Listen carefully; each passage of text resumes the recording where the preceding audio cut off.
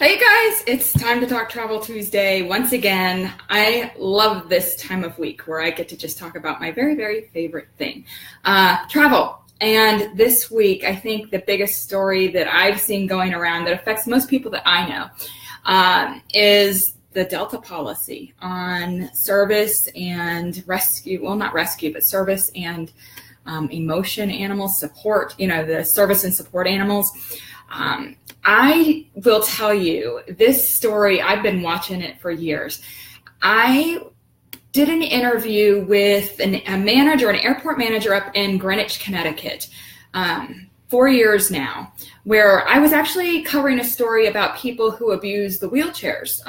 Who you've seen this where the airlines call them angel flights because people will say, "Oh, I need a wheelchair to get on the flight." And it helps them. In some cases, absolutely legit have to, and it makes perfect sense, and it's why they've set up the system. But in a lot of cases, what the airlines were seeing, and the airport in general, this particular manager told me, he said, is people who wanted to get through security quicker, through TSA security. So they were saying that, they tell the airline that they needed a wheelchair waiting. And they'd go through and need the wheelchair to get on the plane, which would get them on quicker, get their bags on, they'd get settled, and everything would be grand. And then somehow, miraculously, when the flight landed, typically when a flight lands, everybody else gets off first, and then the people in the wheelchairs have to wait, and someone from the airline or from the airport will come and escort them off and help them get into the wheelchair because they need the help. But they call it miracle flights because over and over again, the flight attendants will say, we see half the people who needed the wheelchair to get on don't need it to get off.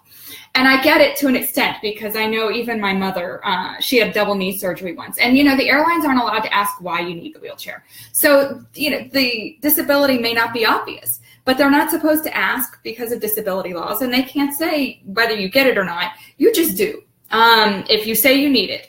And so at any rate, so I was there covering that story, and he mentioned at the time a story to be looking at and to be keeping an eye on is these service animals on flight. Now, he's in Greenwich, Connecticut, where there are a lot of older people. So he said, in a lot of cases, they'd need 14 wheelchairs to get on a flight. That's a lot. But he said, we also are getting lots and lots of service dogs. And to an extent, you see it. But he said, we're also getting requests for things like a rooster.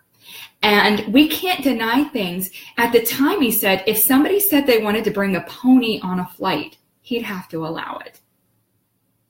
All right. Wow. And so he said, watch for this. It's going to become an issue. And it surprises me that it took this long for Delta to come out with a policy, and I can guarantee you these other airlines are going to do it. They're essentially kind of cracking down, and here's why. I wanted to read you some of the numbers. They said Delta carries approximately 700 service or support animals daily. 700. Now, they do fly a ton of people. 180 million passengers annually, but for pets, 250,000 annually. Now, I have flown with a pet before.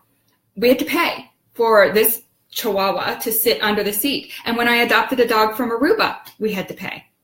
And that was more a cargo situation because he was bigger. But our little Chihuahua, we had to pay for him. And he still sat under the seat. But with service and support animals, there's not supposed to be a fee because it's part of the Disability Act. But Delta said, and get this, Delta has seen an 84% increase in reported animal incidents since 2016. And when they mean an increase in reported animal incidents, this could be bites, it could be urination and defecation. And there was even one, this was all over the news. Do you remember the 70-pound dog that attacked someone? And I will tell you, I have a friend who's a flight attendant for Delta, and she has said this has become their biggest problem. Their biggest problem. And when you think about it, it wasn't really even an issue a decade ago. There'd be a handful of dogs. So it's kind of interesting. So now, and they're still in compliance. Delta's, if they break the American Disabilities Act, it's major fines. We're talking tens of thousands of dollars. But they've come out with this new procedure that you have to follow where It's part of the Air Carrier Access Act, and it says they still provide in-cabin travel for service and support animals without charging. But as of March 1st of this year, those animals, the customers that are traveling with them, are going to need to send in a letter. They have to show proof of vaccination and health 48 hours in advance, and also a signed document confirming that their animal can behave. Now that's going to be interesting because, you've seen the stories, I'm sure. People were selling these little emergency rescue animal vets online, and anybody could buy them and it would look like your pet was trained. But I know a handful of people just in my personal circle that have trained their dog to become a rescue animal for various reasons, usually really good-hearted reasons. But I do know that it requires that dog not to bark at people and not to bite at people. And I know these dogs still do it. So how they've passed, I don't know. But it's really a loophole, and it's interesting because I know in this day and age, animals really do mean a lot more to people. They're like a part of the family than they have in the past. Historically, it was, you didn't really travel with your animal. And if you did, you put them in a car. And you stayed at hotels. Now there's a whole market of hotels that cater to pets. So I think it's interesting, but they also crack down on what kind of animals you can bring aboard. So I'm going to go down and read it. Let me see if I can find it. Here we go. Trained service animals receive training to assist with those with visual impairment, deafness, hard of hearing, diabetes, seizures, mobility limitations, and other needs. Those are trained service animals. So that's a different level than an emotional support animal or a psychiatric service animal, which again, may be very necessary. Not for me to judge, not for me to say, but I do know that the people that I have a relationship with that have allergies to dander, where do they stand in this fight? They don't get told before they board, oh, the guy sitting next to you is going to have a dog you're allergic to. So I get the balance. It's tough. But they did say, no longer can you bring the pony or the snake. Says here, if you, we do not permit the following as trained service or support animals, as these animals pose safety and or public health concerns. Hedgehogs, these are the banned ones. You cannot bring a hedgehog, cannot bring a ferret, cannot bring insects, rodents, snakes, spiders, sugar gliders, reptiles, amphibians, goats. And I've heard that one. I did see a whole family get off a plane once because they wanted to bring their goat and they couldn't. Non-household birds. So not like farm poultry, waterfowl, game, birds of prey. No animals that are improperly cleaned or have a foul odor. And animals with tusks, horns, or hooves. So there goes the pony. So I thought that was really, really interesting. That's Delta, and that's the first step. So I wonder, what would you do? Say you get on a flight and there's an animal next to you and you've got allergies. Who has to move? These are all issues that these flight attendants are dealing with now, and it's driving them insane. So I wondered that. So let me know how you would handle that. And then the next, what would you do? I'm going to start doing these in every weekly segment now. I think I'm even going to come out with a card game. Wouldn't it be fun to play? What would you do? I'm in a group now of it's called Girls Who Travel, Girls Love Travel, something like that. But there have been 2 questions posed in the past 2 days that really jumped out at me. First one was, hey guys, I've been living in my mom's basement. I've got my own entry, my own exit, my own food. It's really a sort of a separate apartment.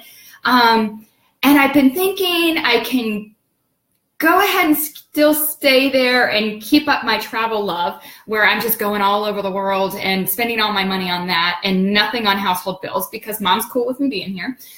Or I can kind of grow up and get my own place and then get out of the basement setup, but I won't be able to travel as much. What would you tell somebody to do in that situation? I think she's mid-20s. What would you say? What I said, stay. Stay as long as you can. Maybe set some money aside so that you have it to move out when you decide you want to. But travel's my thing. Travel makes me happy. I don't care how big my house is. I tell everybody, the house I'm in right now, I'm in until my daughter graduates school. My youngest. My other three are out, but when she's done, I am all about getting a sailboat and living on the water somewhere and just loving life. I don't need to chase the dollar. I don't need to have it all. I just want to be happy, and travel makes me happy. So what would you tell that girl? Would you say, no, get out of your mom's basement. You're a big girl now, and earn more money to go travel, or hey, suck it up while you can? The second question I want to ask today was, another gal said she's about to get $1,500 back in her tax return from income she's made. And she really, really, really wants to go back to, I want to say it was Sweden or Switzerland, where her roots are, where her grandparents and, other relatives are, and how neat it would be to go meet everybody. Should she do that? Or she has a car that needs about $1,200 in repairs.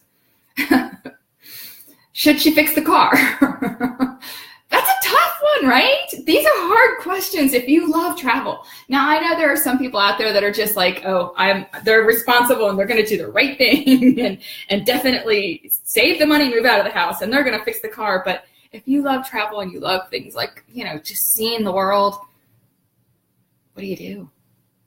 In that case, I feel like half and half. I feel like spend half the money getting the car better, and the other half, you can go for less than $1,500 to Sweden if you get the right airfare deal, and if you stay with the family members, right? So there's a compromise there. There's a wiggle room. But anyways, I love these questions. So I'm going to play with these and maybe come up with a little game we can do each week. But at any rate, so that is time to talk travel this week. The questions, what would you do? I'd love to hear. And the emotional support / service animal debate, and Delta stepping up and saying, let's do something. Because clearly, yes, the people who have the service animals and rescue animals, of course they want them to go along. It's like their family. But what about the rest of the people on the plane who don't want to listen to a barking dog the entire flight, or don't want to? Because what are you going to do? You're in the middle of a flight. You can't exactly stop them. Do they get blackballed from flights? Is there a blacklist for don't ever let that dog on again? I'm curious. Anyways, all right, that's it for me for this Travel Tuesday. I hope you guys have a great week. Happy trails.